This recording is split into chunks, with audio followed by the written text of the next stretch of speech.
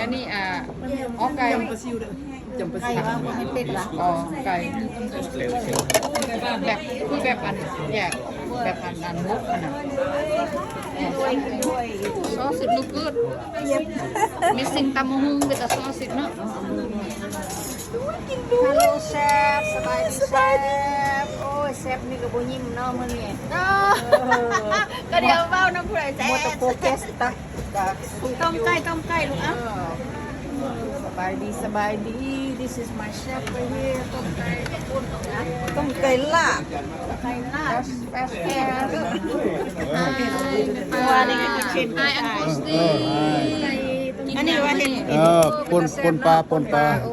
กฏ my favorite ปลาเสือใบบนปลากดมาสบาย my favorite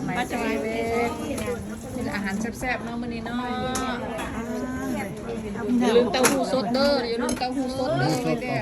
มีเต้าหู้สดอยู่ได้น้ำเต้าหู้สดเด้อตัวนั้นน่ะแม่ซอยบีนดริงก์ไอ้แกรมาลัสซี่กับดิเซอร์